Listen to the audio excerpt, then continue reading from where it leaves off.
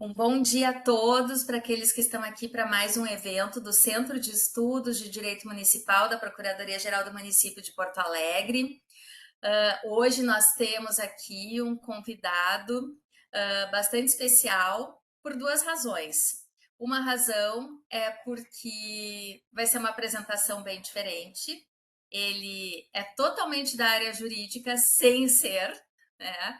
E a outra questão é que, por essa imersão jurídica que ele está muito por dentro de eventos muito recentes, como que tivemos ontem, sobre a sabatina do Flávio Dino ao STF. Eu tenho aqui conosco, então, Felipe Recondo, jornalista do Jota, que é um jornalismo de nicho, que eu imagino que todos aqui presentes conheçam. E o Felipe, além de trabalhar no Jota, ele também é autor de livros específicos sobre o Supremo Tribunal Federal, como os 11, que eu gostei muito de ler, o STF, seus bastidores e suas crises, e também Tanques e Togas, o STF, a ditadura militar, entre outros. E além dele ser sócio fundador do Jota, ele também ele faz essa cobertura do judiciário brasileiro, principalmente do Supremo, e ele atua em podcasts, né, do Jota, o Sem Precedentes, para quem não conhece, e tantas outras coisas a mais que ele vai nos contar hoje. E a gente teve muita sorte, porque esse convite estava feito há bastante tempo, e nós tivemos, então, sem conhecer o que poderia acontecer no curso da história, o evento ontem, então, da sabatina do Flávio Dino, que talvez poderia ser o grande mote para ele começar a nos falar. Só antes de começar a falar a respeito do tema, eu gostaria de pedir a todos a gentileza de manter os microfones mutados para maior conforto de todos. Gostaria de pedir que todos aqueles que quiserem fazer perguntas podem fazê-las à vontade no chat ou me avisar, que eu vou tentar, então, trazer a questão ao jornalista. As perguntas no chat serão colocadas no momento em que for mais oportuno e que eu, enquanto mediadora, vou repassá-las a ele. Já combinamos que ele quer uma dinâmica que permite interrupções para perguntas. Para aqueles que não são residentes jurídicos da PGM, desde já eu aviso que os certificados serão emitidos pelo Centro de Estudos em até 10 dias e vocês podem aguardar eles por e-mail. Esse evento está sendo gravado e oportunamente será levado ao YouTube da PGM, que vocês podem procurar, seguir, assim como seguir as redes sociais da PGM para ficar parte de outros eventos como esse. Felipe Recondo, seja muito bem-vindo. Estamos muito curiosos sobre o que tu percebeste ontem sobre a sabatina do Flávio Dino, sobre toda essa dinâmica do STF que hoje em dia invade as casas das pessoas como se fosse comentário de partida de futebol em que quase todo mundo quer ser técnico, né? Vamos lá, Felipe, o que a gente pode falar hoje? Cara, primeiro queria agradecer o convite, dizer que preferia, evidentemente, estar pessoalmente, porque seria uma oportunidade também de No futuro. visitar a minha família, que é aí de Porto Alegre, inclusive.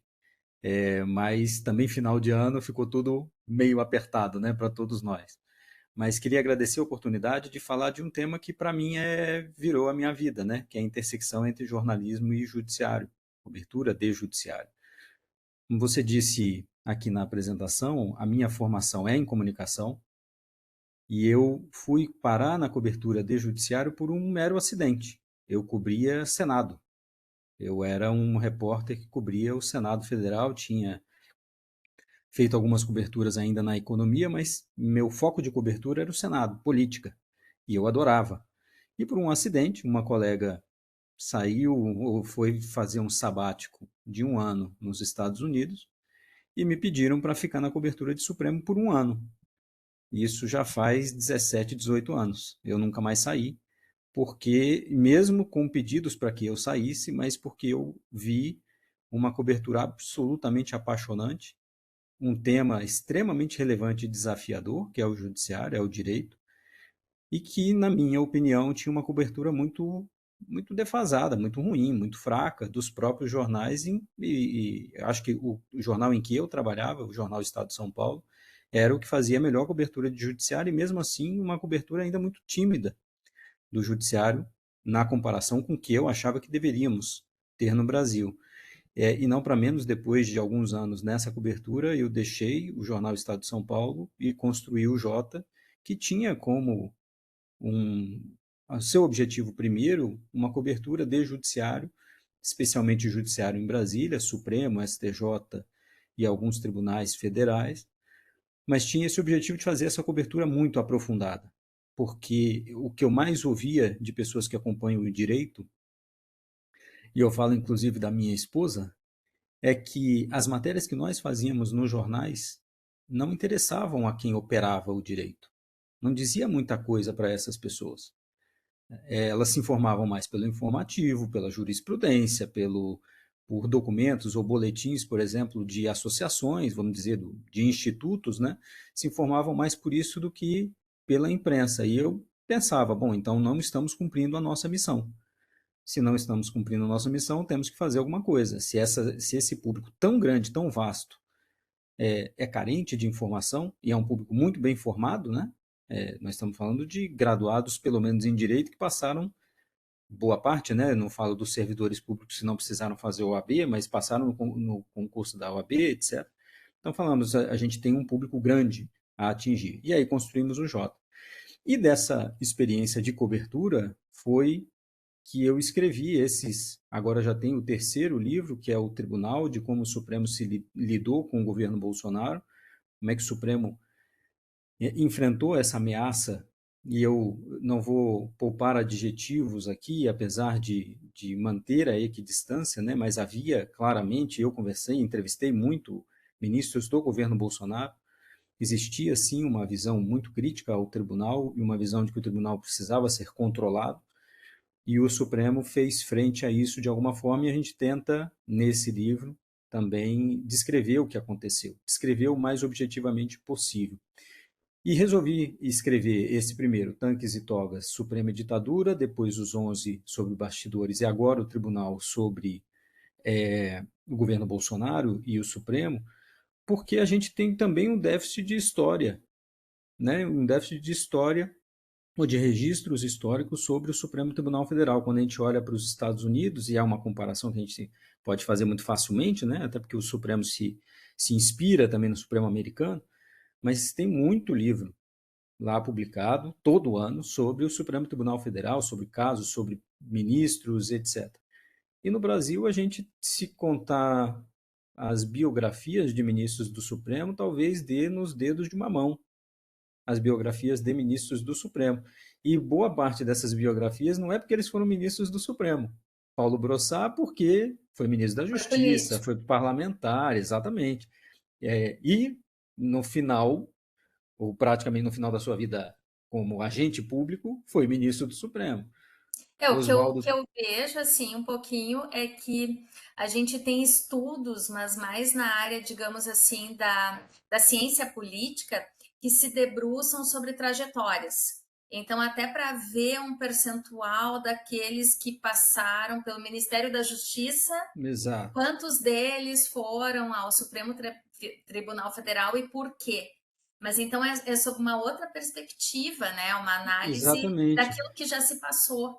E, cara, tem uma coisa que me intrigou muito quando eu fui escrever sobre ditadura, e obviamente eu tenho 44 anos de idade, não vivi esse tempo como um adulto para saber o que acontecia e conhecer as pessoas. Eu não cobria o Supremo nessa época. E uma dificuldade muito grande de saber quem eram as pessoas. Porque a personalidade da pessoa, a formação, o jeito da pessoa faz toda a diferença na sua atuação jurídica. A gente viu, como você mencionou ontem, a Sabatina, né, de Flávio Dino e Paulo Gonet, a personalidade de cada um faz muita diferença. Então, um dos desafios para mim, quando fui escrever sobre ditadura militar, foi saber quem eram essas pessoas. E, infelizmente, a gente não tem registro de quem eram essas pessoas.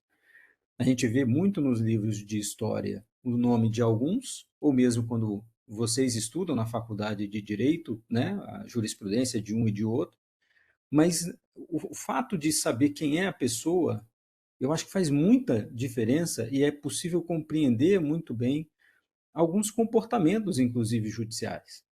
Então, eu tive a oportunidade de entrevistar todos os ministros do Supremo, rigorosamente todos, desde Xavier de Albuquerque, Rafael Maier, Moreira Alves, Maurício Correia, Aldir Passarinho, Rezec, todos os que passaram pelo Supremo, e eu comecei a fazer essa pesquisa.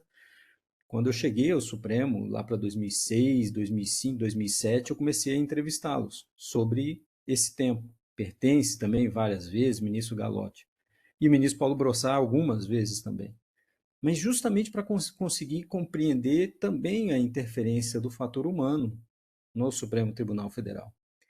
E aí, por isso que eu resolvi escrever os livros, porque eu sentia que tinha uma defasagem. Quando eu fui cobrir Supremo, eu falei, bom, eu preciso entender esse bicho diferente que é judiciário, porque ninguém estuda na faculdade de jornalismo, ninguém faz introdução ao direito.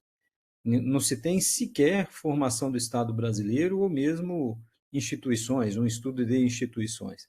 Eu Quem até te estuda. confesso que eu dei aula, a minha primeira experiência de dar aula foi com um grupo, era dar noções de direito, imagina todos os assuntos possíveis para quem era da economia, da administração, da contábeis e tinha mais um curso assim.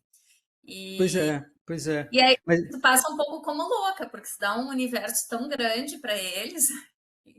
não, e no jornalismo tem um pouco do fetiche, do romantismo do jornalismo que quer sair da faculdade e quer cobrir política, quer mudar o mundo, quer cobrir economia, quer cobrir esporte, quer cobrir cultura, mas ninguém quer cobrir judiciário.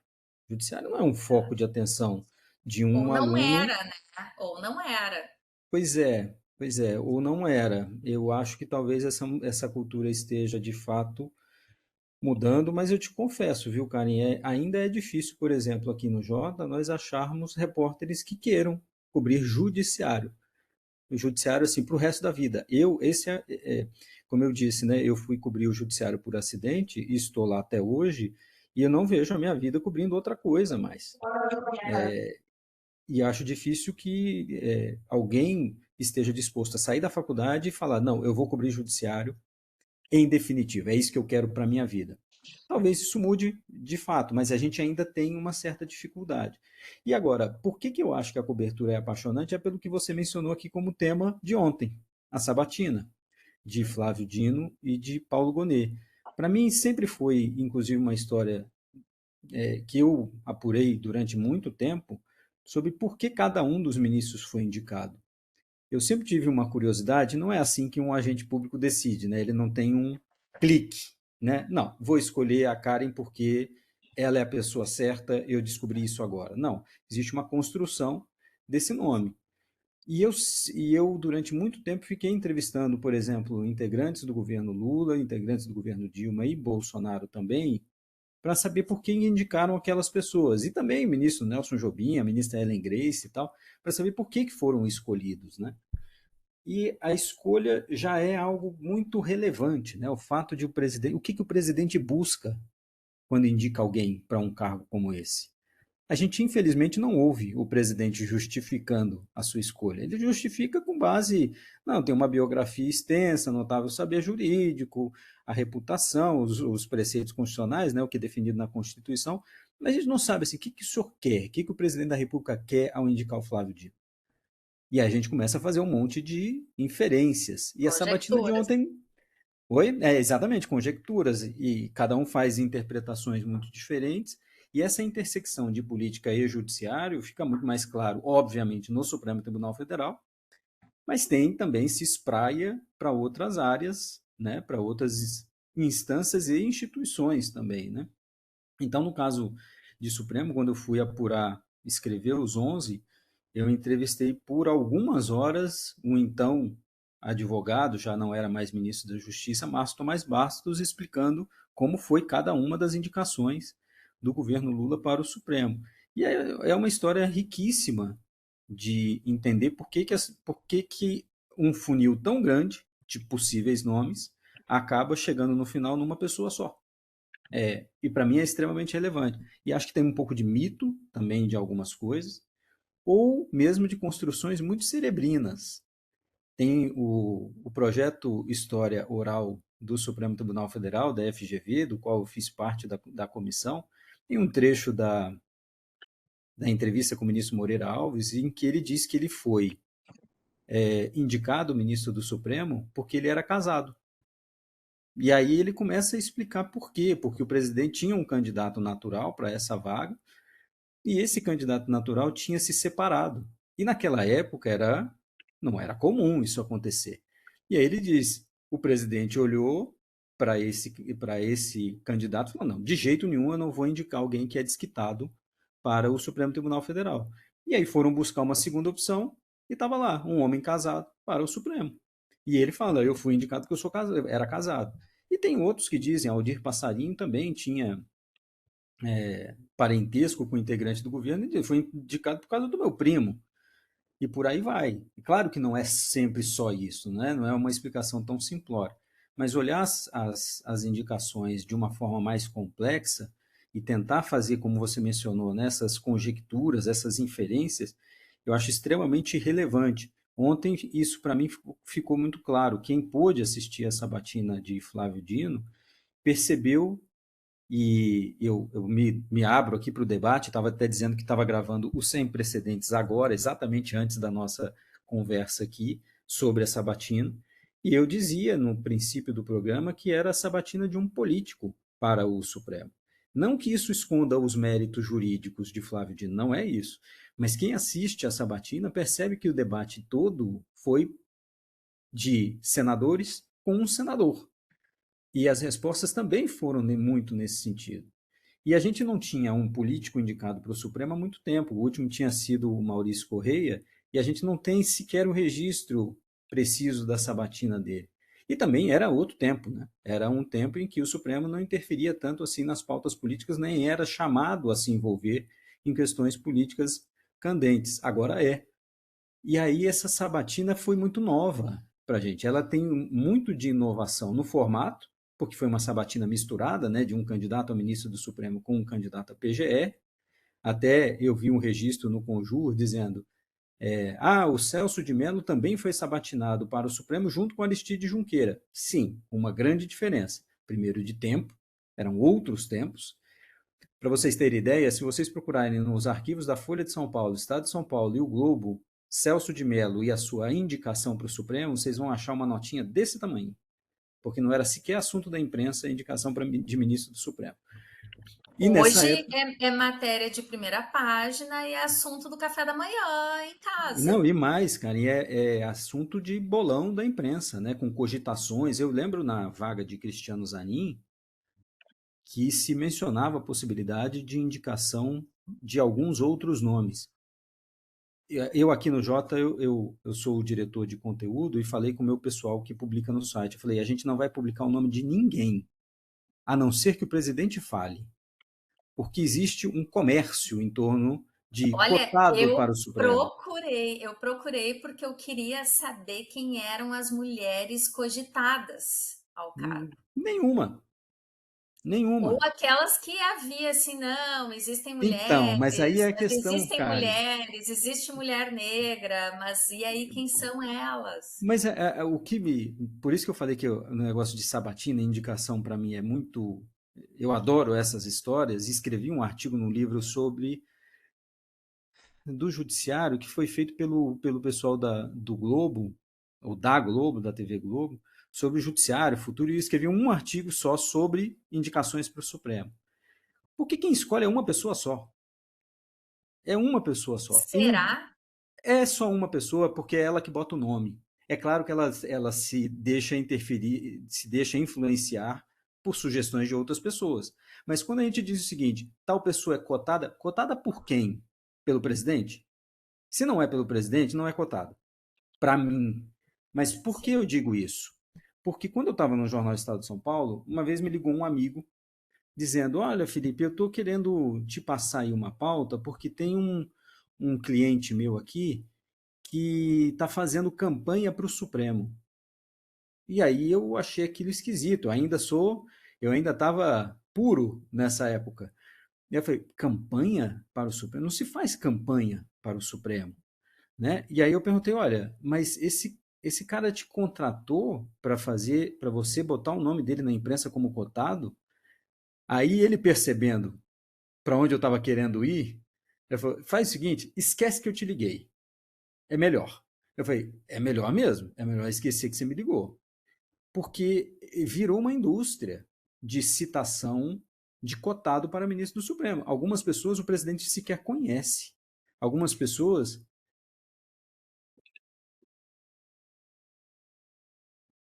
Opa, ou eu caí ou ele caiu. Acho que ele caiu, cara. Voltei? Caiu, Felipe? Voltou. Voltou, voltou. É, deu um. Então, acho que de- tem um mercado e que algumas pessoas. Foi aí que parou. algumas pessoas eu acho que elas se aproveitam da sede da imprensa por nomes e plantam os seus nomes. Colocam os seus nomes como cotadas quando não necessariamente são cotadas para o Supremo. E Então, tu acha que tem jornalistas que entram nisso de gaiato ou a coisa normalmente já está estruturada hoje como esse? Como tu acha que pode ter uma ingenuidade de alguns assim? Olha, eu peguei aqui, olha só, tô com um furo. Fulano está sendo cotado porque alguém me disse. Isso aqui, por não eu acho que é apurar por a aí. fonte, pode acabar Não, entrando de gaiato. mas, cara, até a própria fonte pode dizer o seguinte: seria um bom nome. E a gente vai querer levar isso para o presidente. Ok, Ah, mas isso tem alguma consequência? O fato de o ministro Lewandowski querer indicar para sua vaga um nome específico faz alguma diferença? Como dizia, bom, conforme relatos do que a presidente Dilma teria dito, Lewandowski teria um problema nas suas indicações. Ele fez indicações, inclusive, para o Supremo, não indicação para o Supremo, né, mas falou em defesa de nomes para o Supremo que a presidente não gostou na época e não indicou essas pessoas. E agora, novamente, o ministro Lewandowski falava de um nome específico que a imprensa toda colocou como cotado e que o presidente Lula rechaçou da primeira vez que viu a pessoa. Mas esse nome ficou aparecendo e, infelizmente, quem for pesquisar no futuro, nos jornais, vai achar que essa pessoa foi cotada verdadeiramente para a vaga. Não foi. E não foi. Foi a única vez, Karen, na vaga do Cristiano Zanin, que eu escrevi um texto para dizer, olha, vamos parar com isso, porque só existe um candidato a ministro do Supremo nessa vaga. Se chama Cristiano Zanin. Os nomes que estão aparecendo aí é de gente querendo entrar na disputa. Mas não é cotado. Pode ser assim, gente que se candidata. Mas cotado para ministro do Supremo, se o presidente disser, foi o que nós fizemos aqui, inclusive no Jota, quando o presidente diz Zanin é um bom candidato, beleza, a partir desse momento nós escrevemos que Zanin é um candidato a ministro do Supremo. Mas, e agora no caso do Flávio Dino, é claro, havia os nomes sendo falados e muito claramente pelo governo, pelos seus apoiadores, pelo presidente também, e tudo bem. Mas essa história de cotado para ministro do Supremo, essa história de campanha para ministro do Supremo é muito perigosa. Não que não tenha havido. Eu me lembro uma vez que fui aí a Porto Alegre e eu conversava muito felizmente, com o ministro Brossard. E aí eu comecei a perguntar para ele sobre isso, como ele, ministro da Justiça, lidava, né, com o Supremo e tal. E ele tirou dos arquivos dele, que são muitos, uma pastinha de um candidato a ministro do Supremo que foi lá, autocandidato, e foi lá se apresentar, pedir apoio, porque ele queria ir para o Supremo. Então não é uma coisa tão nova assim pessoas quererem ir para o Supremo. Existe a máxima, né, de cargo de ministro do Supremo não se pleiteia, nem se recusa. uhum. É óbvio que se pleiteia. E também é óbvio que se recusa. Já houve recusas ao longo da história. Mas acho que é uma realidade diferente. E ontem, e aí para fazer a ponte, eu prometi para você, Karen, que não ia falar muito, já falei demais. Mas ontem eu acho que Não, tá uma ótimo. intersecção que foi feita foi essa. Dino foi sabatinado como um político. E acho que foi uma sabatina boa por isso. Porque a gente não tinha tido, por exemplo, no caso de Zanin, acho que era o primeiro advogado puro sangue a chegar ao Supremo. Não tinha uma carreira acadêmica conhecida, não era um autor de livros, mas era um advogado de operação, do dia a dia. E a gente até discutiu no Sem Precedentes, como é que se avalia o notável saber, o notório saber jurídico de Ah, um essa eu ouvi. advogado, pois é, de um advogado puro sangue. Como é que a gente avalia isso? E agora nós tivemos a avaliação de um político.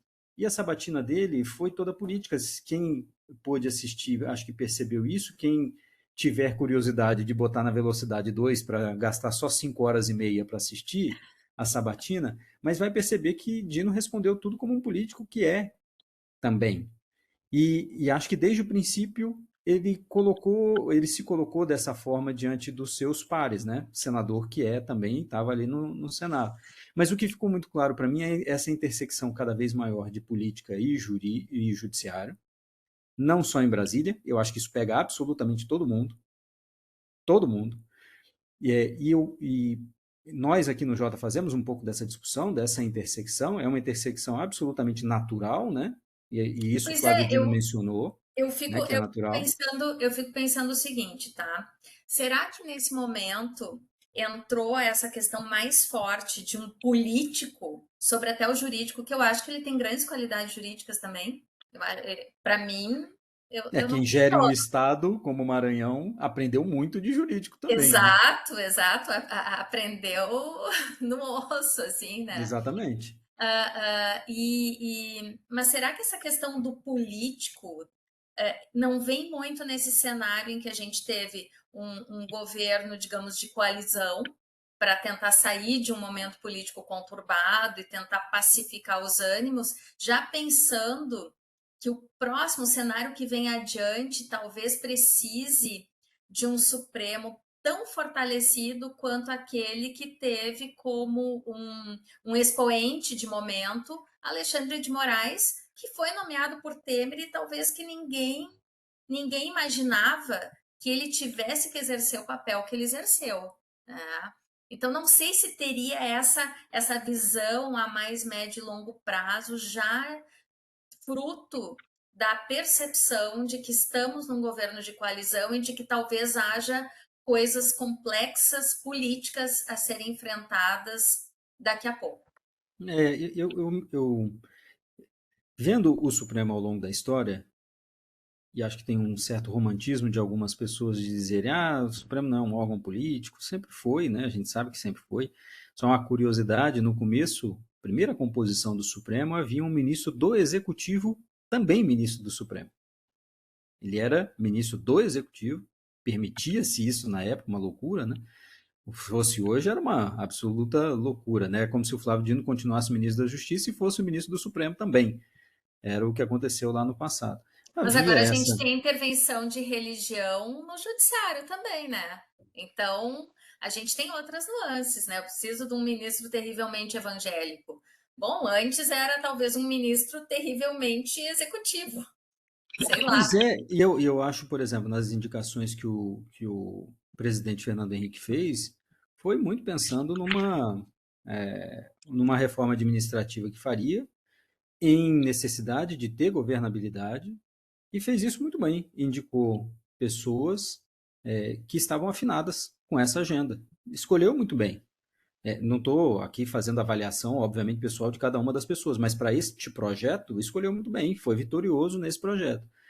O presidente Lula, na sua primeira e segunda, no seu primeiro e segundo mandatos, ele fez escolhas que a gente não consegue descrever muito bem, a gente não consegue achar uma união nessas indicações. Né? A gente não consegue saber exatamente o que o presidente queria. Talvez só algo de pluralidade. Acho que tem um som ativado aqui, né? Tem um áudio aberto da Luciane, por favor. Fechar o áudio, Luciane, Acho da que sim. DPM, Secretaria de Cultura. Entendo que sim.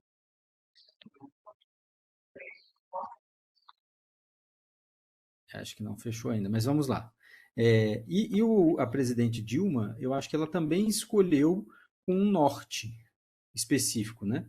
Acho que ela sabia o que queria e teve uma certa razão nas suas escolhas, mesmo com perfis muito diferentes. E o presidente Bolsonaro fez as escolhas que fez, pensando em confiança e numa pauta também específica. né? Uma pauta política específica, né? No Esse aqui eu caso clico para ver ele de André Mendonça, não só a questão, tinha Jesus, questão como nosso religiosa, lar. sim, mas uma questão de apoio político também da bancada evangélica a ele. E essa sinalização ele fez e fez bem, conseguiu inclusive o apoio dos evangélicos para a sua candidatura. E agora o presidente Lula, cara, me parece que ele precisava de alguém com essa força, com essa confiança pessoal, inclusive, e essa crença, e acho que com toda razão, de que vai ser alguém dentro do Supremo com uma capacidade de articulação também política, de articulação com o Congresso Nacional, com os outros poderes, com governadores de Estado, com a política em geral. Eu acho que essa sensibilidade poucas pessoas teriam hoje no nosso cenário. Apareceu o nome do Bruno Dantas, que acho que também teria essa capacidade. Não vou fazer comparações aqui de um ou de outro, mas acho que também teria essa capacidade. Como Jorge Messias talvez tivesse um pouco menos, porque não teve cargos antes da AGU que dessem esse estofo para ele, Essa né? corrida. O Flávio Dino chega depois de governo de Estado, parlamento, ministro da Justiça, então chega com um caminho já traçado, E né? com o respaldo de quem entra na mais alta corte, já tendo um dia sido juiz concursado. Quer Pois dizer, é, eu acho isso um diferencial assim que dá uma legitimidade inquestionável para ele, né? Olha, eu saí do judiciário, ok, no qual eu entrei por concurso público, e eu estou voltando em outro momento da vida com muito mais experiência de todos os tipos. e para um tribunal que exige visão política. Aliomar Exato. Balieiro, que eu tive que estudar muito para escrever o livro sobre ditadura, dizia que o Supremo não é lugar de juiz. Ele era um bom frasista e, obviamente, adorava uma polêmica, mas ele mandou essa: o Supremo não é lugar de juiz.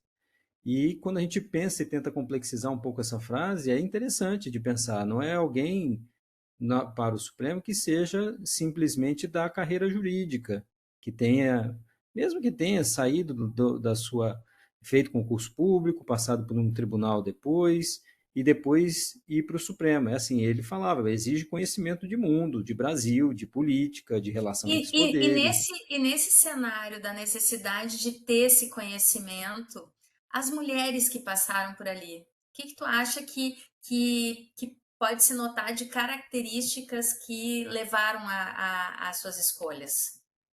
Bom, aí é um tema super espinhoso e problemático. E a Porque, por gente exemplo, a Rosa Weber, eu acho que não era uma pessoa assim tão aberta à imprensa para que, por exemplo, ela fosse tão fácil de desvendar, nem né? para Ela era política. muito mais contida.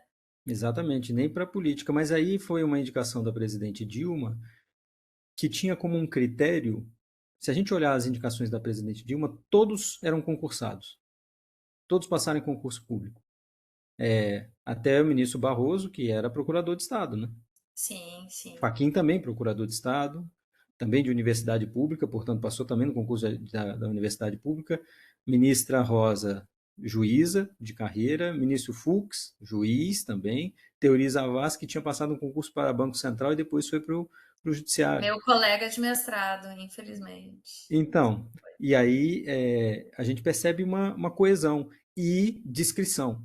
Tirando o Barroso, né? Eu falei de discrição, tirando o Barroso especialmente, todos muito discretos. Barroso não tem muito essa discrição e ele mesmo diz isso, ele acha que é papel dele falar mais e estar presente no debate público, mas os outros a presidente escolheu também por isso.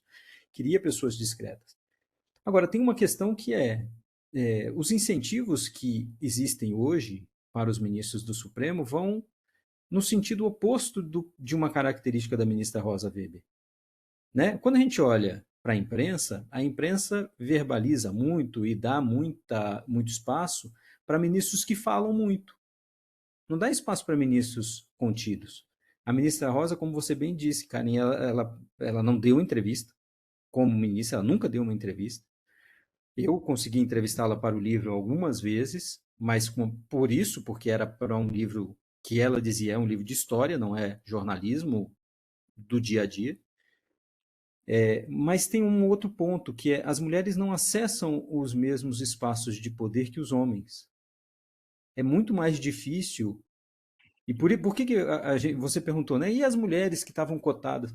Que mulheres que se aproximaram ou que têm a confiança do presidente Lula para ir para o Supremo? Porque esse era um critério que a gente via, né? O presidente, depois do que passou, ele colocou esse critério. Eu quero saber quem é a pessoa. Quero conhecer a pessoa.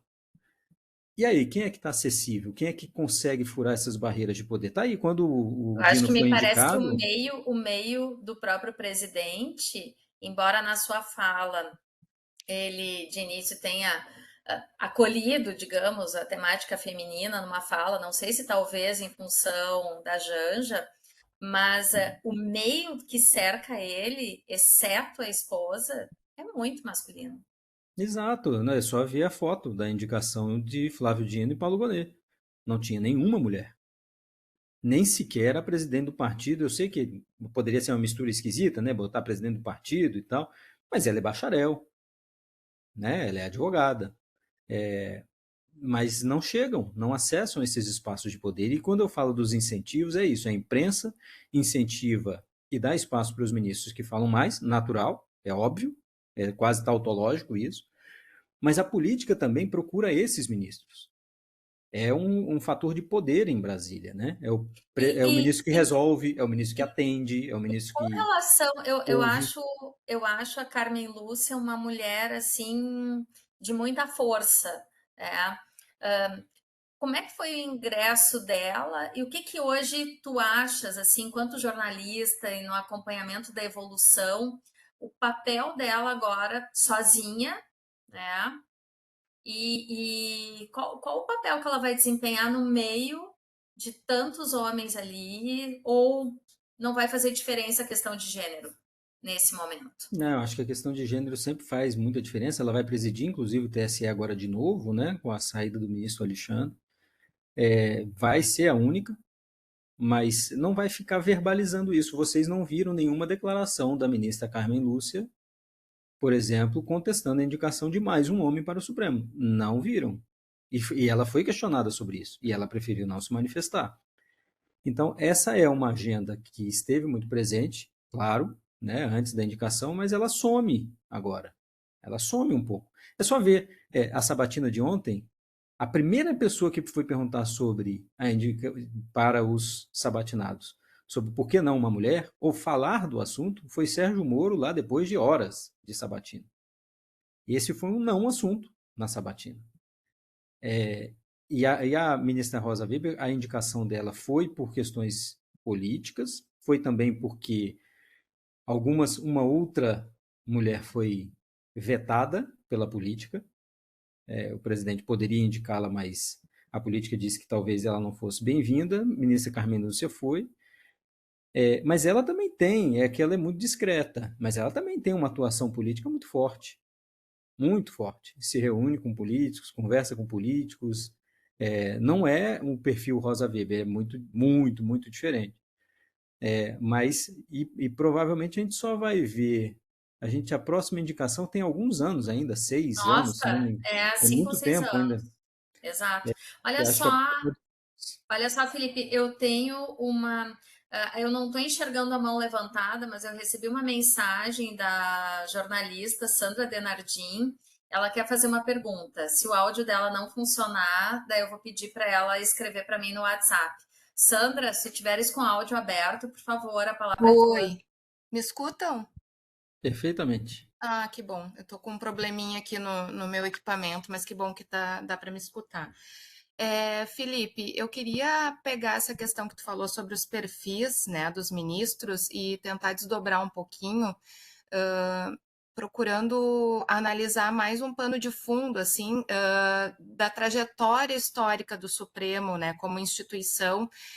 A gente sabe que o Supremo foi, a partir da Constituição de 88, ganhando mais poder, né, estando mais presente na agenda política e pública, né, e com o passar do tempo também foi acontecendo, o que alguns autores reconhecem isso, uma questão que o Supremo, como instituição, vai perdendo força para os personagens que compõem o Supremo.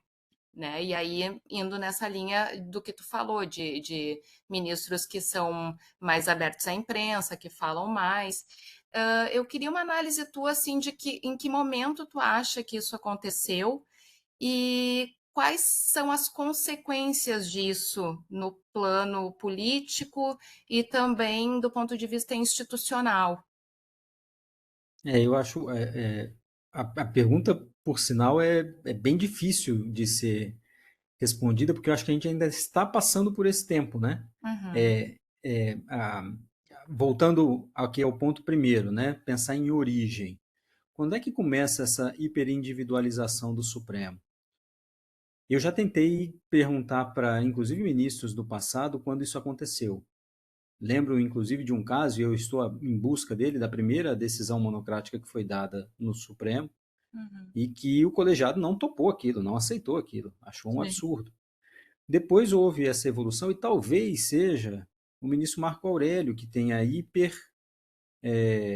se empoderado, ou essa hiperindividualização tenha começado ali com algumas de suas decisões. Eu vou lembrar uma delas, que quando houve a revisão constitucional, o ministro Marco Aurélio deu uma liminar suspendendo o início da revisão constitucional pelo Congresso Nacional.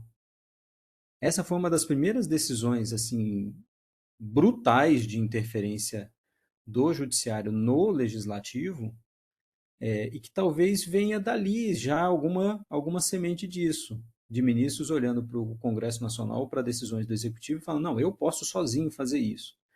Mas isso é um desvirtuamento, né? Isso já é um desvirtuamento. E tanto que, nesse caso da decisão do ministro Marco Aurélio, eu até escrevi um texto sobre isso e trouxe a charge do Jornal do Brasil à época, que era assim os ministros do Supremo togados fazendo uma reforma na fachada do Congresso Nacional. E o ministro Galotti, que era o presidente, telefonou para o ministro Marco Aurélio e falou: olha, você vai ter que rever essa decisão, pode levar para o plenário que a gente vai derrubá-la. E o conjunto do tribunal avisou isso. E foi derrubado, a liminar dele, como sempre, por 10-1. É, e havia uma certa institucionalização aí. Depois isso foi se ampliando, porque cada ministro foi percebendo que podia fazer isso também. Né? E tem algumas coisas que são de vontade pessoal, Sandra, mas tem outras que são institucionais também. Né? É, uma das coisas que eles argumentam, os ministros argumentam, e tem certo cunho de verdade, é o número grande de processos que começou a aportar no Supremo. Não dava para levar tudo. Com plenário físico com a pauta restrita, não dava tempo de levar tudo para julgamento, nem da turma, turma com competência também mais restrita.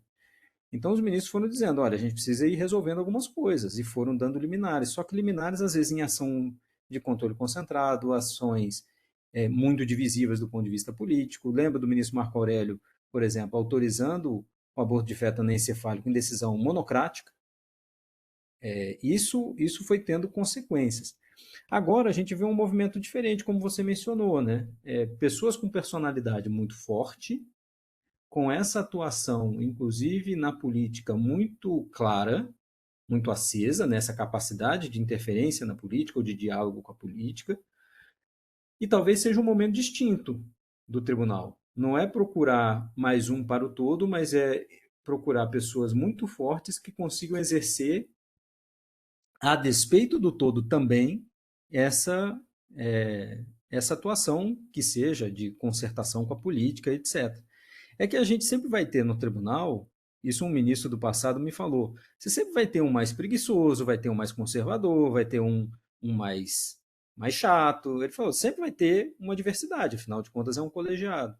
É que agora nós temos, se nós olharmos para a bancada do Supremo, nós temos pelo menos 4 ministros, 5 ministros, com muito diálogo com a política, com muita desenvoltura na relação com a política. Rosa Weber era um ponto fora da curva, Fachin é um ponto fora da curva, de uma descrição muito maior. Fux também. Fux não é essa pessoa que mantém contatos com a política o tempo todo e nem fica se articulando. Mas a gente tem hoje uma bancada muito forte nesse sentido. Isso pode, e por isso que eu disse, Sandra, que a pergunta é difícil, que a gente não sabe o que isso gera.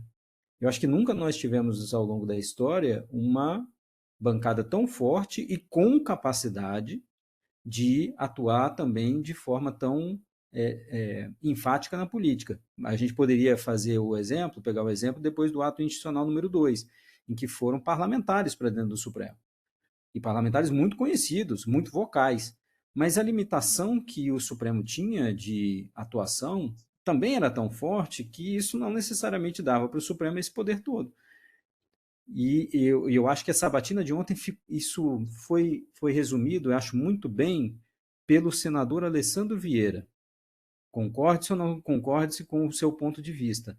Mas ele dizendo o seguinte: o ministro Flávio Dino tem notório saber, ninguém pode negar isso, tem reputação ilibada, também acho que ninguém vai negar isso, mas ele menciona o seguinte: será que é hora de mandar um político para o Supremo? Será que é isso que nós queremos, esse desenho do Supremo? E eu acho uma pergunta boa, uma pergunta muito boa. Ele considerou que não e votou não, disse que votaria não, mas eu acho uma pergunta pertinente. Nós queremos mais pessoas com esse perfil dentro do Supremo? A gente pode se dividir aqui. Vai ter gente dizendo, não, acho que faz bem, porque acho que é um romantismo pensar que o Supremo vai deixar de ser isso. Então é melhor botar alguém que saiba fazer isso do que alguém que tente fazer e faça errado. E há pessoas que digam, olha, eu preferia que fosse alguém com outro perfil, um perfil mais discreto, que pudesse, inclusive, baixar um pouco o tom do Supremo.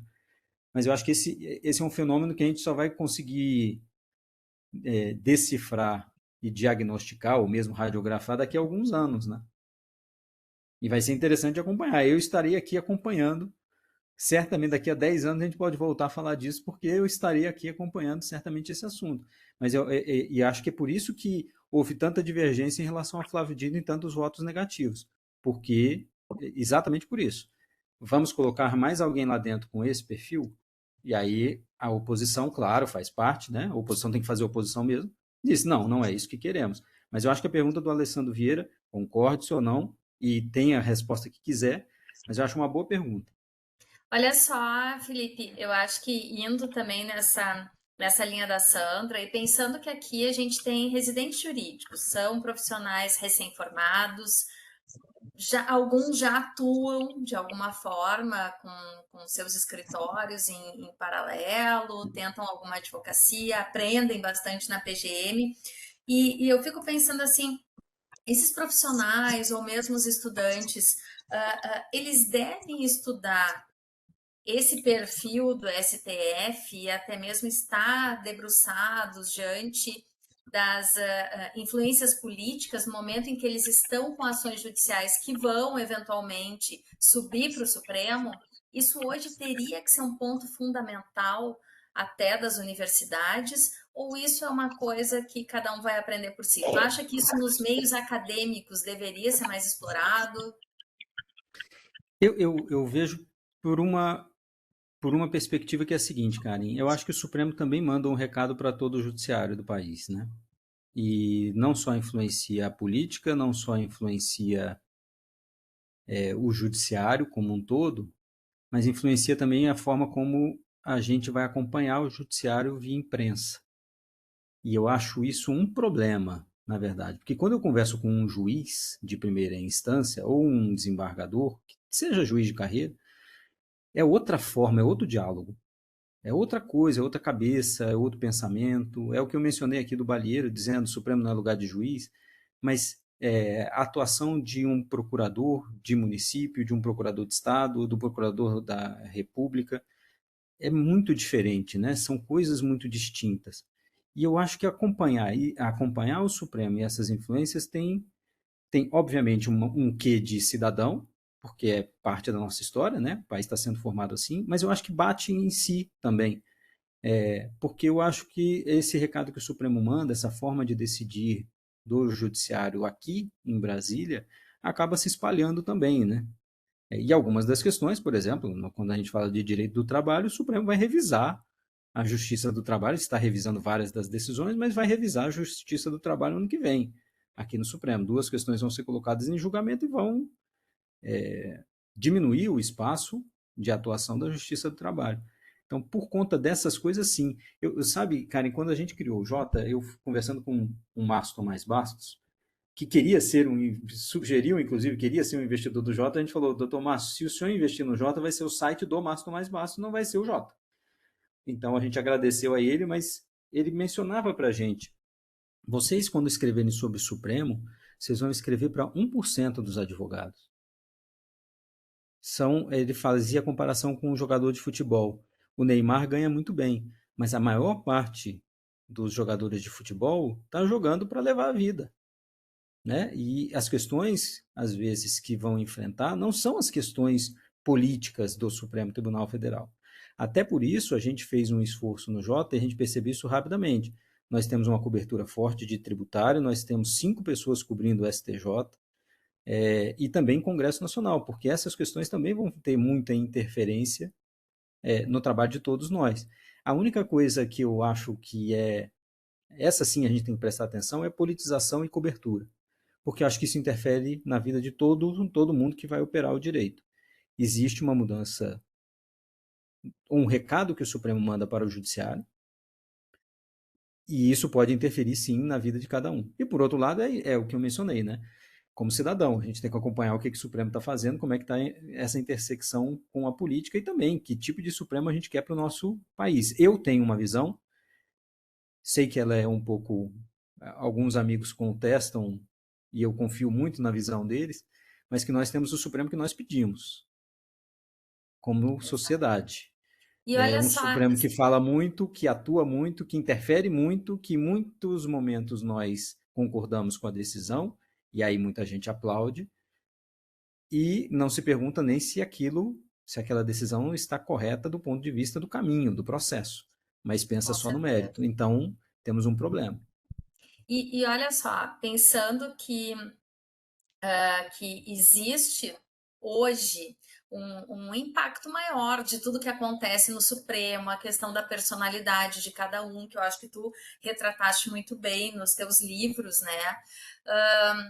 Será que isso acaba respingando nos judiciários estaduais, por exemplo, no corpo de desembargadores, né, estaduais e federais? Hoje em dia, por exemplo, a gente está aqui no Rio Grande do Sul aguardando também algumas escolhas em função do 5º Constitucional.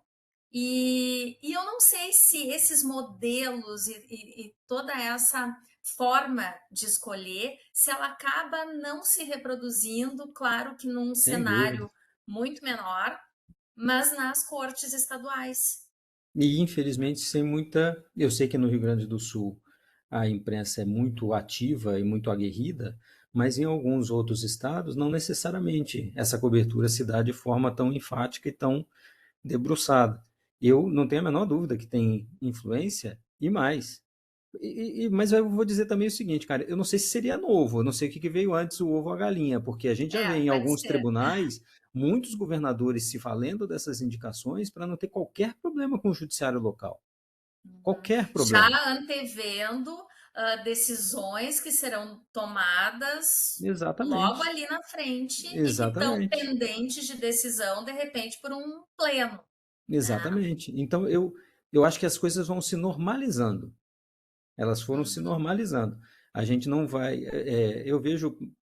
Eu não vou citar aqui especificamente estados, mas quando eu fazia muita pesquisa sobre os dados dos tribunais locais, mesmo questões salariais, a gente entendia porque um governador tinha uma vida tão tranquila em certos estados.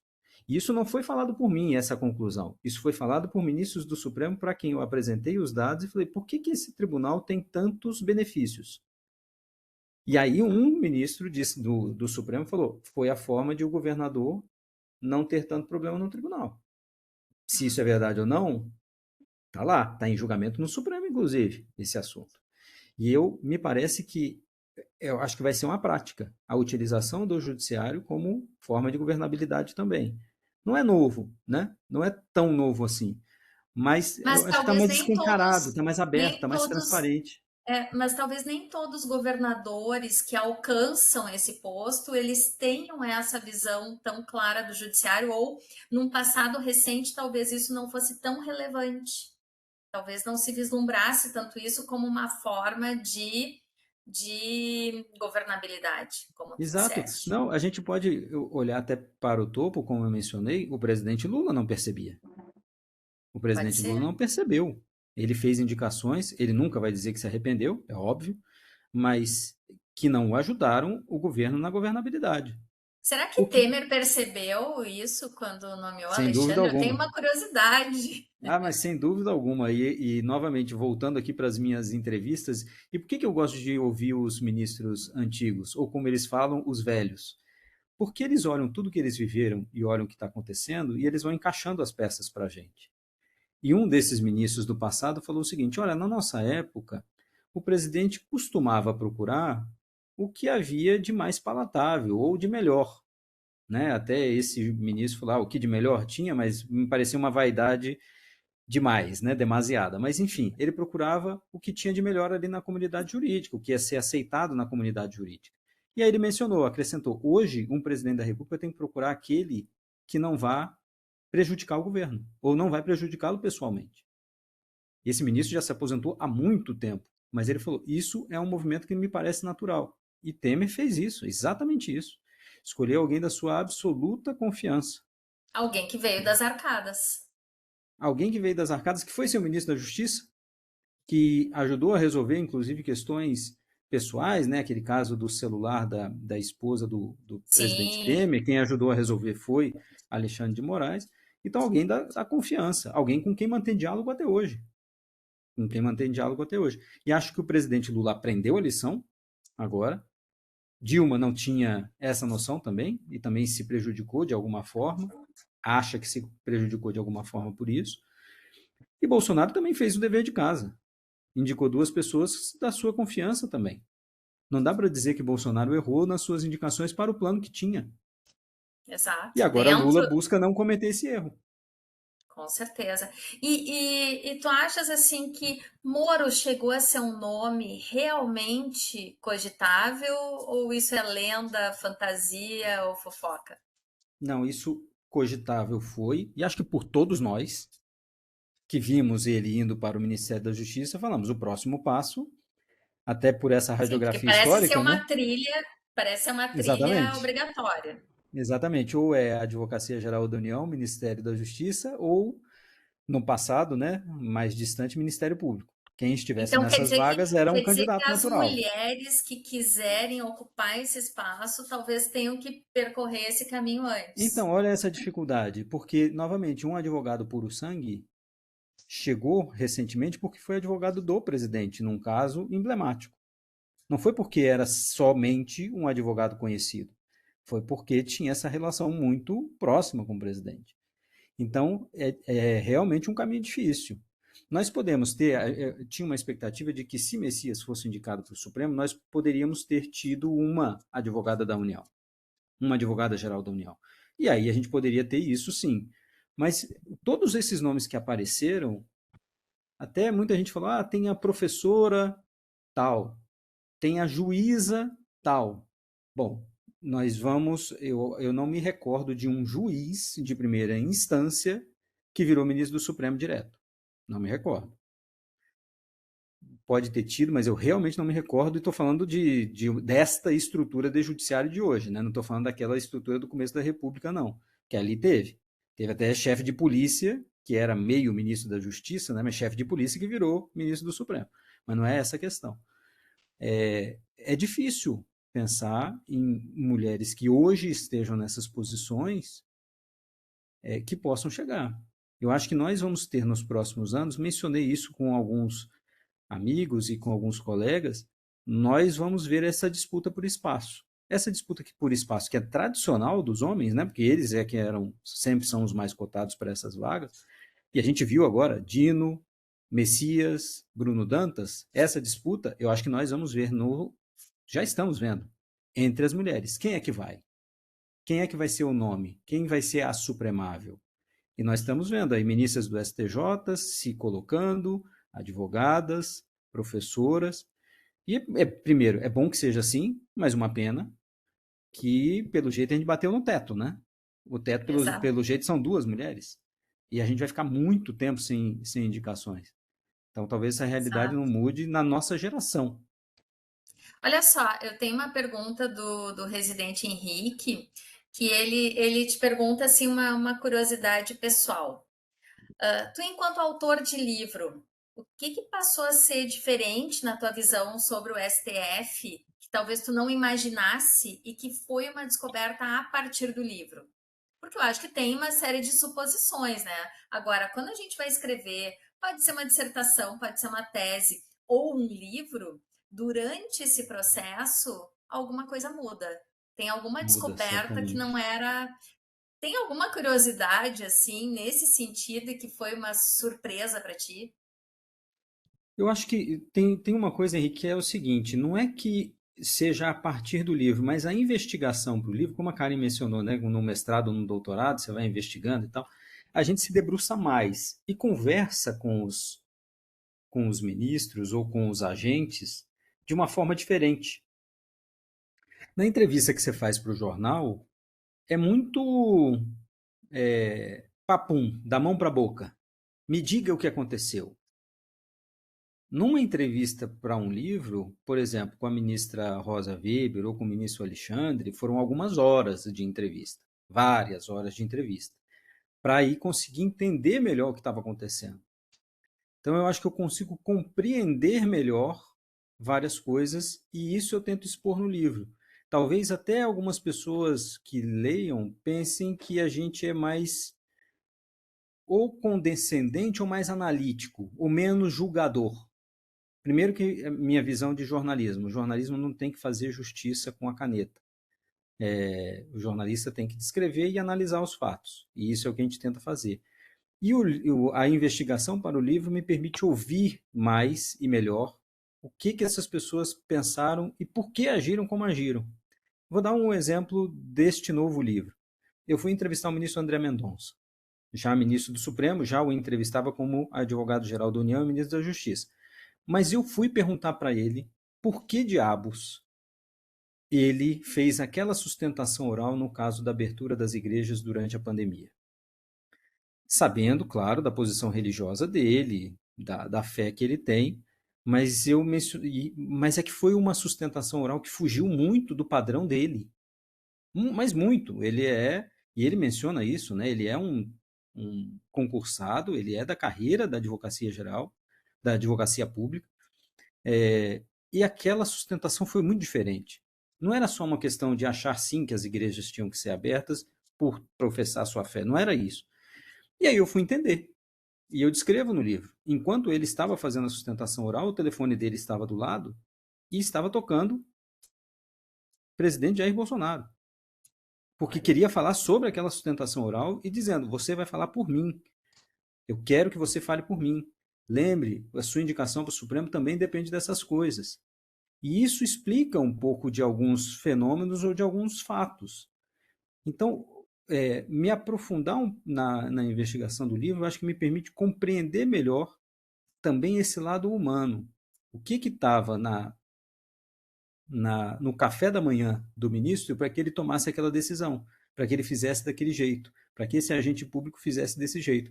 Tem um outro caso que eu menciono, é famoso esse do Adalto Luz Cardoso, que durante a ditadura militar se levantou insatisfeito com uma decisão do Supremo, que não permitia um controle de atos da ditadura militar, jogou a toga sob o espaldar da cadeira e foi embora, se aposentou. E eu fui entrevistar o filho dele. O ministro Adalto, obviamente, já faleceu. Eu, quando estava fazendo a pesquisa, já não conseguia mais entrevistá-lo. Fui entrevistar o filho dele. E o filho dele explicou que antes de ir para o Rio de Janeiro, ele falou para o pai: pai, o que você vai fazer lá?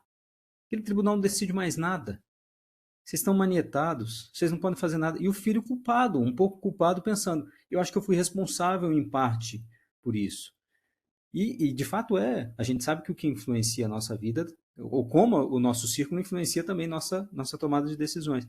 Então, Henrique, para resumir, essa investigação mais aprofundada do livro me permitiu ver o tribunal de outra forma, de uma forma até por esse prisma mais de decisão, ou do que está por trás de uma simples decisão que vai para o plenário. E um pouco mais das articulações deles, e também acho que aí é um outro ponto. Quando a gente fala da metáfora das 11 ilhas, né? Nos 11 a gente trata muito dessa metáfora, porque eu fui perguntar para o autor da metáfora o que ele quis dizer, e não era nada do que se diz hoje. Mas os ministros do Supremo não são amigos, não, assim, não é que não são amigos de são inimigos, são adversários, assim, eles não têm convivência entre Não si. são íntimos, não são Não são coleguinhas de íntimos. trabalho. Não são, eles não estão na mesma sala. O ministro Lewandowski não tinha até, acho que 2 anos atrás, o celular da Rosa Weber. E Ele não cada tinha. um, e Não tem um talvez grupo de WhatsApp, até seria interessante pensar qual seria o nome do grupo de WhatsApp dos ministros do Supremo, mas eles não têm um grupo de WhatsApp, eles não ficam conversando assim. E isso também isso foi é um muito claro. detalhe que eu não imaginava, mas eu até fiquei pensando agora, durante a tua fala, que é até difícil conceber como seria esse grupo, considerando que cada gabinete de ministro é gigante. Eles têm um staff enorme. Então, como que se agilizaria esse grupo? Ou seria um grupo restrito para aquelas falas que não poderiam ser printadas ou que não poderiam, Não, enfim. cara, e acho que até no Ministério Público a gente vê isso, né? Tem lá o sistema interno, imagino que a Procuradoria também possa ter um sistema interno de comunicação e tal, e que Boa possam. tarde.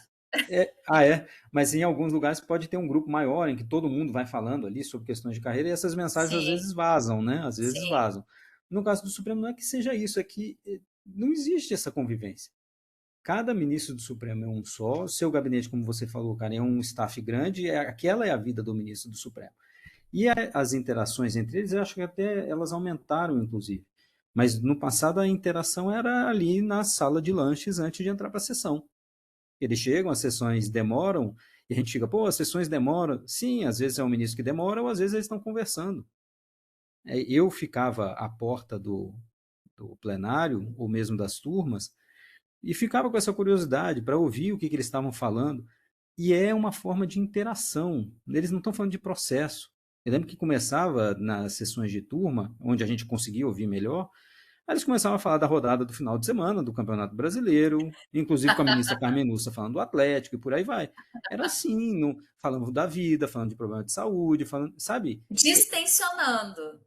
Tendo relação humana, Sim, tendo algum sim. tipo de. Porque, como eu disse, eles, se não tinham celular, também a gente descreve que o ministro Barroso, em certo momento, falou: eu preciso falar com o Gilmar, depois dos ataques à ministra Rosa Weber. A gente coloca isso no livro novo. E ele fala isso no final de semana, depois daquela briga que todo mundo conhece, inclusive Sim. cita, né, aquele diálogo. Inclusive a esposa do ministro se estranhou aquilo, falou: você vai falar com o Gilmar? Ele falou: vou. Só que ele não tinha o telefone do Gilmar. Então ele Nossa. pediu para um assessor descobrir com o assessor do Gilmar qual era o telefone dele para aí ele poder telefonar. Então não existe essa interação mesmo. Não é que eles sejam E com o inimigos. plenário virtual, menos ainda, né? Pois é, mas aí o que nós temos, Carinha, é por isso que essas personalidades fazem diferença. Chegando um Dino ao Supremo, com a personalidade do Toffoli que conversa com todo mundo, com o Gilmar que também liga o tempo todo para os ministros, para o Alexandre que tem o ministro Alexandre cativa as pessoas Sim, vai na também. piadinha, vai Isso, no. exato. Então isso pode ser um diferencial agora. Mesmo com o plenário virtual, acho que eles estão conversando bastante. Mas Eu não. um elemento agregador, porque Aham. me parece assim que o Flávio Dino ele é firme, mas ele é muito humano, assim, muito gente boa, muito gente, né? Ele passa essa sensação de Mas é ser um elemento engraçado. agregador, educado. Exato. Mas o ministro Alexandre também é. Sim, o que se ouve falar do ministro Alexandre é a questão de que tem o jeito durão, mas que ele é agradabilíssimo, faz uma É um piada, piadista, exato. A gente coloca tem aqui muito no espírito livro. esportivo, né? Eu imagino quem tenha ouvido o podcast do ministro Alexandre eu tenho uma Sim, divergência que eu descrevo no livro de forma distinta. Ah, não, que o ministro estava muito leve no dia das eleições e fazendo piada. Era o oposto. A minha apuração, e obviamente respeito a apuração da minha colega, mas eu confio mais, obviamente, na minha, né? Mas quando ele para de fazer piada, é o sinal de que começou um momento tenso. E nesse dia, do primeiro e segundo turno das eleições, ele estava muito não teve tenso. piada. não teve piada. E aí, inclusive, os ministros me descreveram isso. Quando ele parou de fazer piada, a gente percebeu. Alguma coisa A coisa tá tensa feia. está acontecendo. E aí foram perceber a atuação da Polícia Rodoviária Federal e tantas outras coisas, né? Mas também uma pessoa que tenta agregar. E não para menos, ele tem, eu não sei o valor, o percentual, mas ele consegue movimentar muito o plenário. Isso para mim ficou muito claro num primeiro julgamento dele. O julgamento estava ainda numa direção. Ele vota como bucha de canhão, como ministro novato, e ele vira o julgamento. Vira votos. Eu falei, isso aqui não é normal. Isso aqui não é o tradicional. E aí eu percebi, essa figura vai ser uma liderança aqui dentro, até por essa capacidade. E acho que esse fator humano faz muita diferença. Flávio Dino vem para agregar isso um pouco mais. Rosa Weber não tinha essa desenvoltura, ou essa disposição, apesar de sim ter dialogado muito com os ministros e dividido muito as decisões. Os ministros dizem isso, né? Que ela submetia muito as suas decisões ao colegiado, queria ouvir os pares, mas sabe essa relação de interferência, de influência? Não tanto. Talvez a gente tenha um colegiado agora que converse mais. Acho que tem mais disposição Até, deles. eu tenho aqui alguns comentários. A Stephanie fez muitos comentários enquanto a gente estava falando aqui. Ela é residente jurídica também. Ela disse assim: coletivamente, ainda que não fosse a melhor opção uma indicação política nesse momento, voltamos à primeira fala do Felipe: a decisão da indicação é individual e sem justificativas do presidente, e hoje o STF se tornou um órgão com atuação política. E a gente tem o comentário dela também com relação a Rosa Weber e a questão política, é que a Rosa foi indicada pela Dilma e foi voto de desempate no tema da prisão em segunda instância em 2018, que levou o presidente Lula a ser preso. E depois ela trouxe ali, para quem tiver acesso ao chat e quiser visualizar o vídeo da discussão do Barroso com o Gilmar, que foi tão polêmica e foi tão divulgada, ela trouxe migalhas aqui. Eu vi Ela a disse assim: mensagem. desculpa a empolgação, mas a aula está muito boa, na minha opinião, a melhor da PGM. Eu tinha visto a mensagem da Stephanie sobre essa atuação política. É o que eu mencionei também, Stephanie, que talvez tenham perdido um pouco a percepção, que eu acho até um pouco equivocada, de que o Supremo não vai interferir nessas questões que a política acha que são só delas, só deles, né? Deles políticos. Por exemplo, marco temporal. O marco temporal é óbvio que não é um assunto só da política. A interpretação e aplicação da lei antidrogas. É óbvio que não é só da política. Mas como compatibilizar isso com um Congresso Nacional tão dividido e com uma sociedade também dividida em relação a esses temas? Talvez alguém com mais sensibilidade política seja bom. Então, por isso que eu mencionei, a pergunta do senador Alessandro Vieira faz sentido para mim, acho que é uma boa pergunta, independentemente da resposta que a gente dê. E eu acho legítimo alguém dizer, olha, eu acho que hoje eu precisaria de um Supremo que fosse menos, tivesse menos Gilmar Mendes, Jobim, Toffoli, etc., e tivesse mais Rosa Weber, Fachin, sei lá, Moreira, Sidney Sanches, Nery da Silveira. Eu entendo alguém que queira um desenho desse de Supremo. Não sei se funcionaria bem, cometeria também os seus erros, mas eu acho que é uma questão de escolha interessante. E, novamente, para mim, nós temos o Supremo que a sociedade quer e que a política pediu também. A política fica fazendo, lavando as mãos. Eu ouvi ontem Magno Malta fica mencionando isso, senador Magno Malta, que quando a gente sabatina o ministro do Supremo, ele fala uma coisa, quando ele chega lá, ele faz outra. Não é verdade. Não é verdade. Eu sugiro a quem quiser que pegue, por exemplo, a sabatina do ministro Gilmar Mendes e assista. Está lá o homem inteirinho, sem tirar nem pôr, com tudo o que pensa, com tudo que já fazia, de interlocução com a política, de comentários sobre o avanço do Supremo e tal. Ele não enganou absolutamente ninguém. Olha a sabatina do Barroso, O que o talvez tanto que ele falou. houve problema de interpretação, ou também as pessoas não prestavam atenção, não davam essa dimensão para as respostas, talvez por não acreditar que fossem respostas verdadeiras. Ou por não querer votar contra. Porque não querer votar contra e assumir um compromisso contra um ministro do Supremo, diz isso e depois vota, depois diz, mas o que ele falou ele não aplicou. Eu não sei, eu sinceramente não vi nenhuma sabatina, e toda vez que tem alguma indicação, ou mesmo quando a ministra Rosa Weber virou presidente, eu volto à sabatina para ler tudo que foi falado, para bater, inclusive, com o discurso que faz como presidente, por exemplo. É tudo igual. Claro que as pessoas evoluem, claro que mudam de opinião, mas não tem ninguém enganou ninguém ali. Talvez só os E, senadores tenham enganado a gente, que estavam alguns deles fazendo seu trabalho. Talvez não estivessem fazendo o trabalho de sabatinar sim, corretamente quem foi indicado. exatamente. Tem que fazer o dever de casa para estar na sabatina.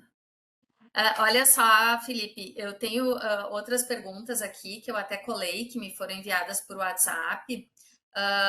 Eu vou começar pela do Rafael, que eu acho que tem um pouco mais de aderência ao que a gente está falando. O Rafael pergunta, ele queria saber um pouco mais como era a relação do ministro Marco Aurélio com os outros ministros, por quase sempre ter uma posição divergente.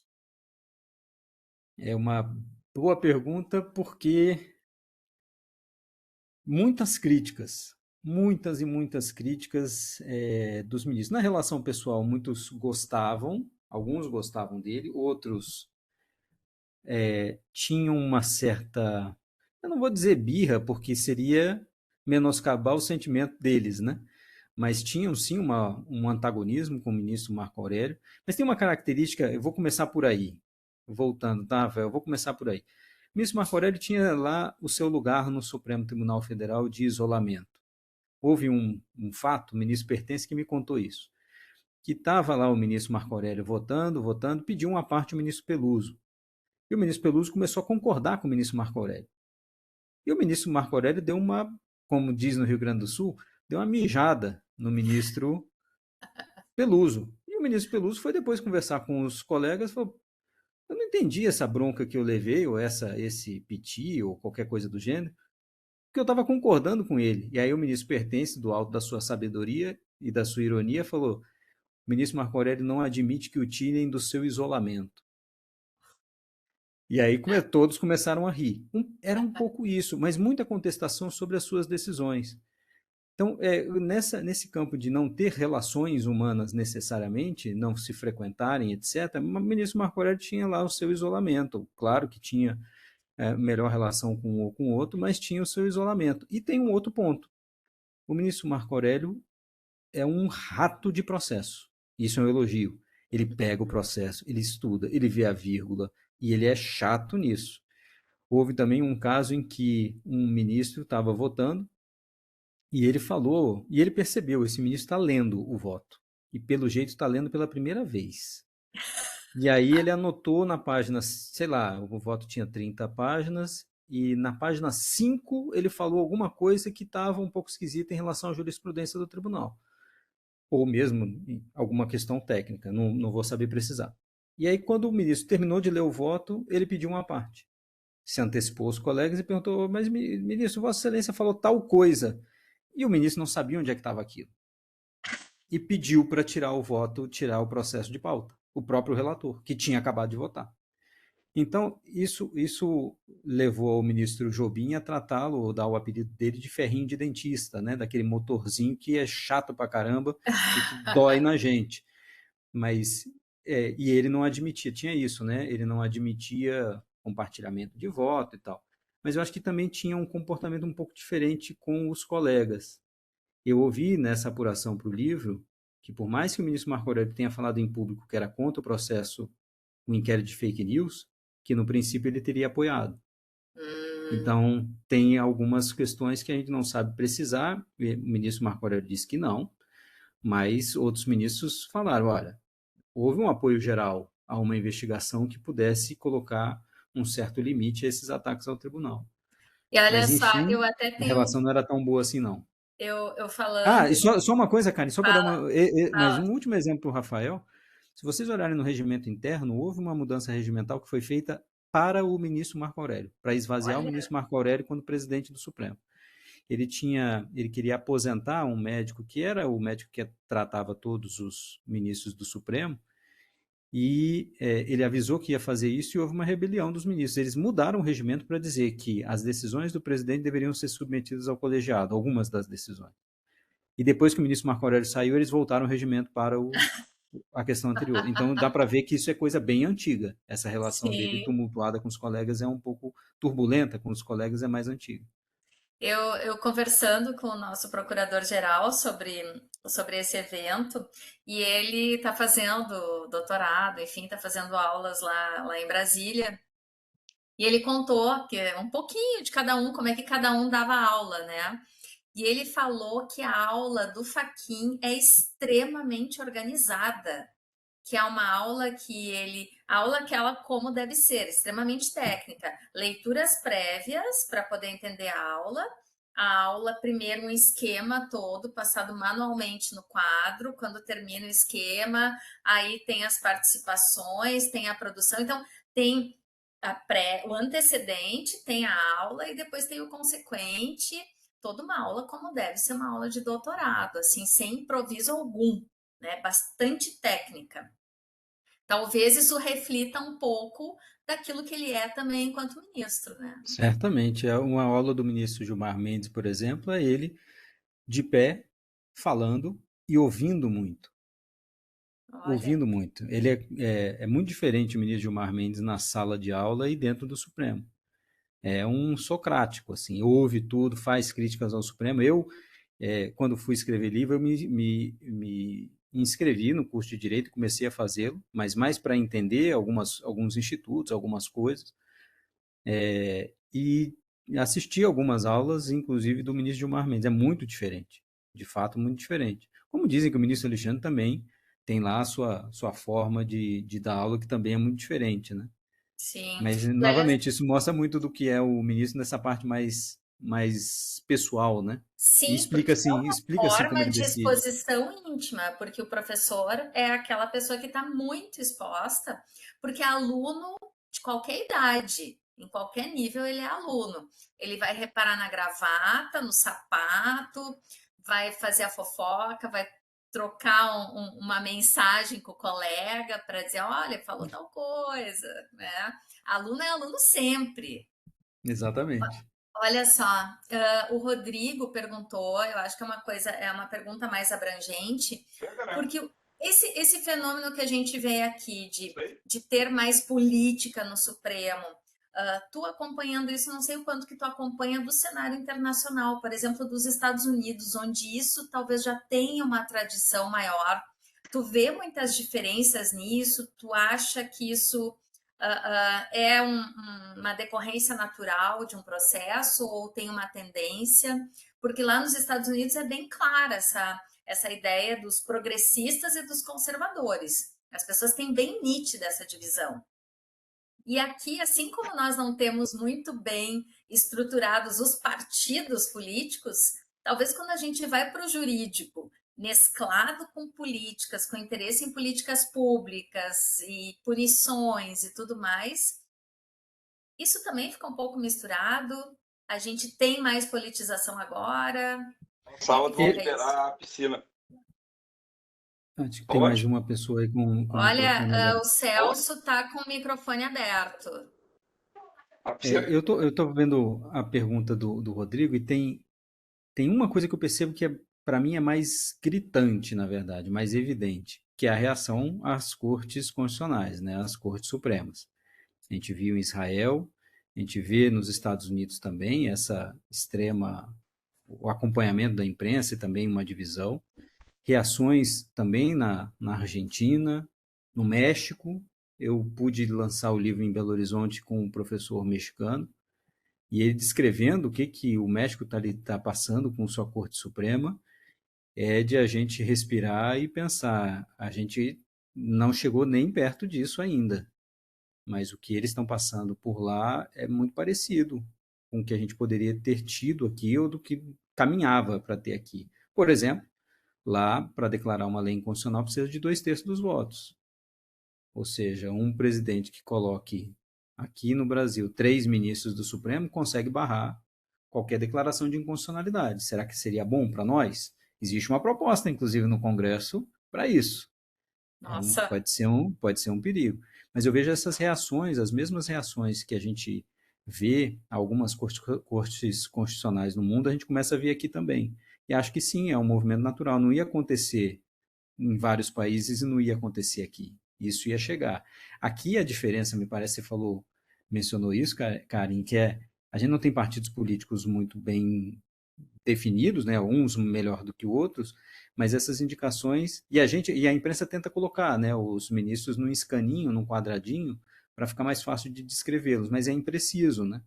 Porque se o ministro Barroso se junta com Fachin em assuntos de combate à corrupção, eles se separam quando o assunto é direito do trabalho. E se separam também em outros direitos sociais.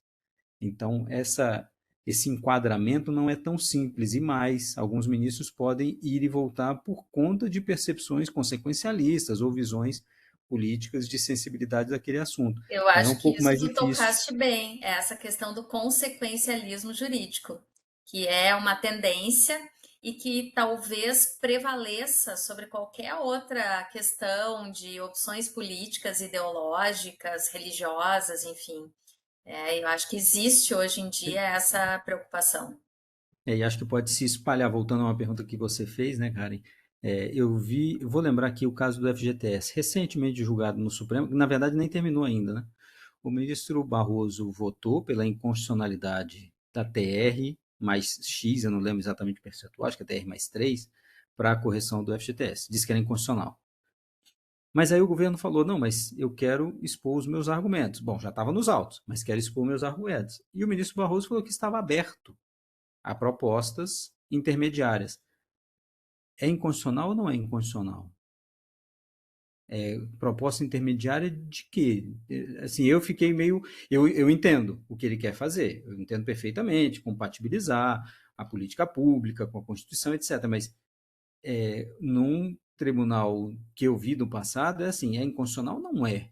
Não é mais ou menos inconstitucional. TR mais 3 é inconstitucional, mas TR mais 4 não é? Como assim? O que vai ser? E depois veio uma proposta, e o ministro Barroso, que tinha dado um voto X, ao final deu um voto completamente diferente. Ao ponto de a Fazenda falar: não, desse jeito para a gente está ótimo. Ou seja, era um voto sobre constitucionalidade ou era um voto Com conta de recheado chegada. com conta de chegada? Eu entendo a responsabilidade do Supremo de ter que fazer, às vezes, essas contas de chegada. Não dá para esconder isso. Mas algumas coisas, até eu que cubro o tribunal, fico olhando e pensando: bom, mas qual vai ser o limite para isso, né? Qual vai ser o limite para essa conta de chegada? Vai fazer conta de chegada para tudo? Não dá para ser para tudo. Mas eu acho que, nesse caso, até acho que faltou um pouco de clareza, muita sensibilidade do ministro Barroso para os argumentos do governo, para não prejudicar um programa que é o Minha Casa Minha Vida, mas o voto anterior não era isso. O voto Exato. anterior não era isso. E tem mais, né? O Supremo passou a fazer audiência de conciliação em controle concentrado. Então, o partido diz que a lei é inconstitucional, mas abre uma audiência de conciliação. Eu não sei se uma audiência de conciliação é capaz de corrigir uma inconstitucionalidade patente, mas o Supremo passou a fazer isso também. Mas talvez por aquelas questões de que nem sempre uma ação desse tipo seja motivada exatamente pela questão constitucional. Ah, Às pois vezes é, pode ter por detrás um ativismo político. E daí, exatamente. nesse sentido, eu aqui, né, não tenho esse conhecimento todo de Supremo que tu tens, nem de longe, mas eu acredito que por entenderem que tem toda essa tendência de desjudicialização, de contemporizar, de trazer mais institutos de autocomposição, talvez eles percebam espaços para isso quando eles sabem os antecedentes que levaram àquele debate, né? Não sei, O estou que às aqui vezes com eu uma sinto falta, suposição. Karen, tem processos que são desse ativismo do Congresso Nacional, de um partido político que quer usar o Supremo para fazer política, normal, Uhum, absolutamente legítimo, e geralmente os ministros ignoram essas ações. Vou lembrar outra: sim. processo contra a privatização da Eletrobras. Está dormitando no Supremo. Nossa, Houve um pedido, inclusive, de conciliação. E até agora nada, não tem nenhuma decisão sobre esse assunto. Quando há uma conciliação, eu queria entender. Então, eu acho que às vezes falta do que eu sinto falta, às vezes, no Supremo, é um pouco de explicação para fora, não só para as partes, sobre o porquê está fazendo aquilo. Por que nesse caso conciliação e por que neste não? Por que neste artigo rito sumário e neste não?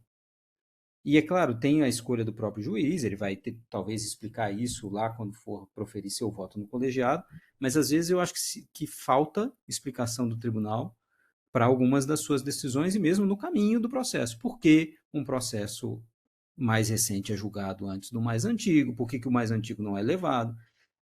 Eu sinto falta, às vezes, de um pouco de explicação melhor do tribunal para essas decisões. E discordo, portanto, do ministro Barroso quando diz: o problema do judiciário, um dos problemas é o linguajar. Eu acho que o Supremo fala muito, de forma muito palatável. Fala Uhum. olhando para a TV Justiça já.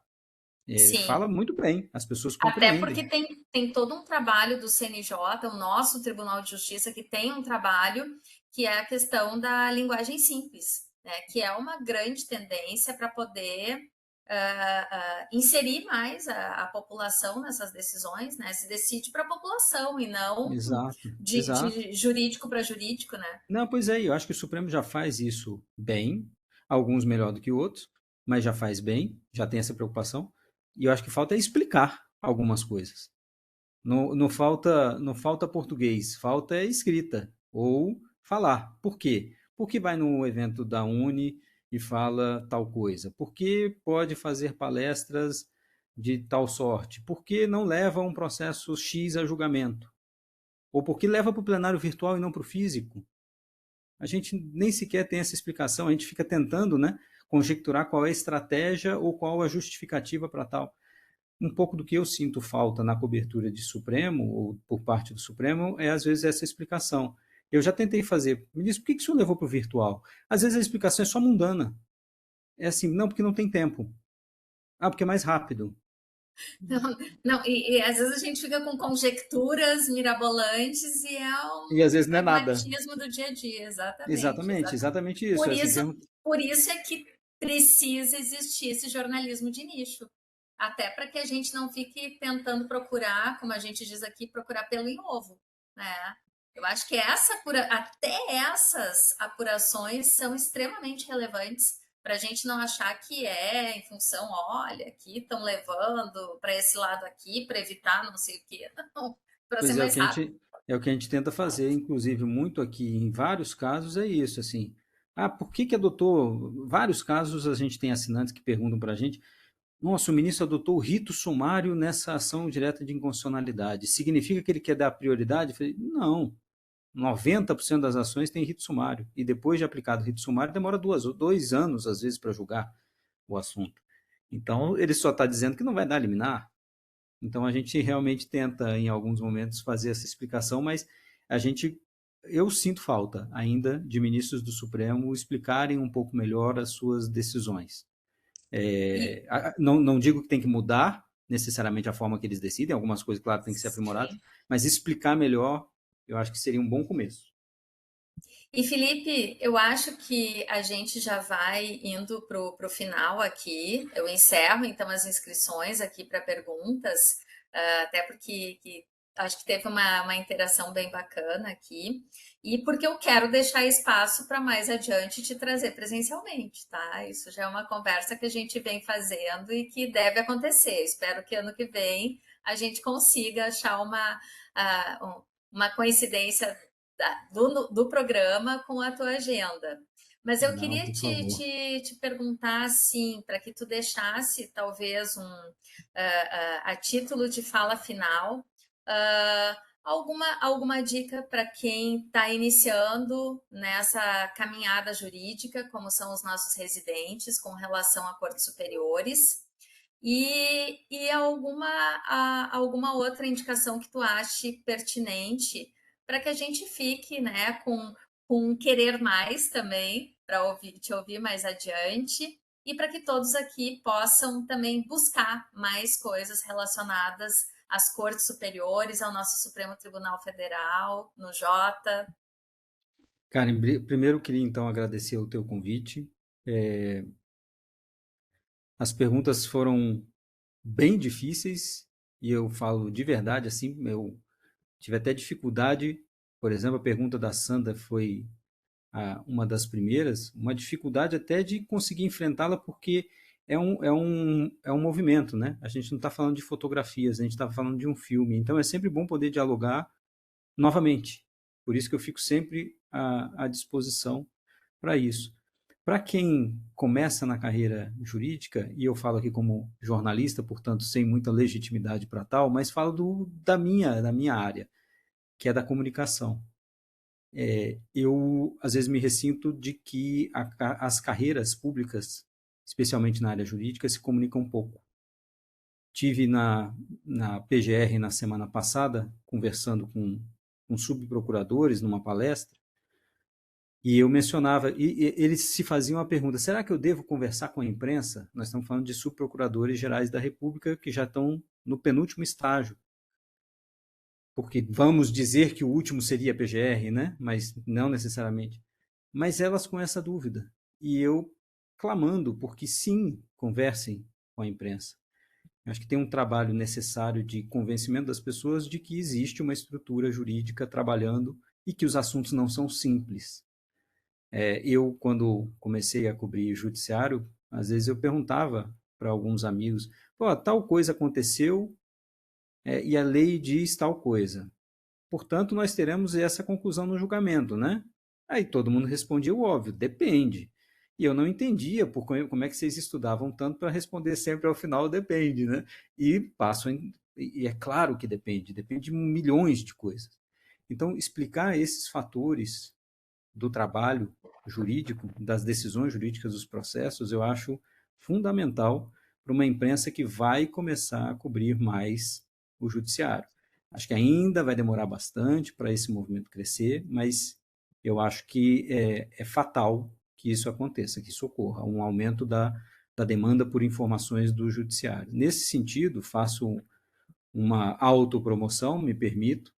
O outro podcast que nós fizemos, o Paredição de Vidro, conta exatamente como o Supremo deixou de ser tímido do ponto de vista de comunicação e se tornou essa máquina de comunicação que é hoje. Essa foi a primeira temporada, a segunda foi sobre urnas eletrônicas e a gente está fazendo a terceira temporada agora. E eu sugiro o livro do Diego Werneck, que eu acho uma figura que grava o Sem Precedentes toda semana aqui comigo, mas o livro que ele escreveu sobre o Supremo eu acho extremamente didático e relevante para a gente entender o tribunal em algumas coisas, e os títulos dos capítulos são ótimos porque vão responder perguntas que nós fazemos, ou vão repetir perguntas que nós fazemos. Os ministros podem fazer isso? E por aí vai. Então, acho que esse também acho que é algo que a gente vai começar a se perguntar muito também. E questionar o Supremo e o Judiciário como um todo. Vocês podem fazer tal coisa? Será que isso é normal? Eu acho que isso vai aparecer cada vez mais, inclusive na nossa cobertura de imprensa.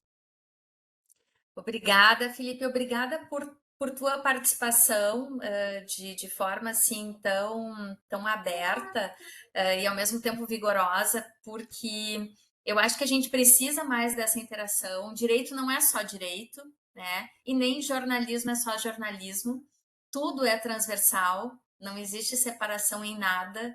E eu acho que a gente tem que ter isso bem presente, né? Esse foi um dos grandes norte, digamos, que a gente teve para te procurar, né? Como eu digo, na cara de pau, né? Te procurando pelo Instagram e tu me atendendo com tanta solicitude. E eu reitero aqui que nós já tratamos de um convite para ver se a gente te traz pessoalmente para trabalhar a questão dos tribunais superiores, não apenas pelos aspectos teóricos, que é uma vertente que a gente vai trabalhar ano que vem aqui na Procuradoria, mas também sobre esse aspecto de entender melhor o mecanismo. E eu acho que esse trabalho jornalístico é fundamental e nem sei se ele vai ser tão jornalismo de nicho daqui para frente. Eu acho que tu trabalhaste muito com um aspecto inovador, tu fizeste inovação com o Jota, e eu acho que isso também é um bom exemplo até para os nossos residentes, né? Olha, esse jornalista iniciou numa área que não se fazia antes. Isso é inovação. Embora seja jornalismo, se procurou um nicho. E que os residentes jurídicos também se espelhem nesses modelos e busquem esse tipo de trabalho que é feito com tanta pesquisa, com tanta seriedade. Quero te dar parabéns por isso e pela tua fala tão bacana, pela conversa que a gente teve hoje. Tá bom? Karen, obrigado pela generosidade, pelo convite e desculpe a demora por responder, que às vezes o Instagram não é minha primeira tela, Nem a minha, mas mas era o único meio de eu chegar a ti. foi ótimo, foi ótimo. Obrigado, Tá viu, pelo certo. convite e pela disposição de me ouvir. Obrigada a todos pela participação. Convido novamente a seguir as redes sociais da pgm.poa para saberem de outros eventos e futuramente, então, a gente vai ter essa palestra no YouTube disponível para quem quiser ouvir. Obrigada a todos e um bom resto de semana e até a próxima, Felipe. Tchau para todos.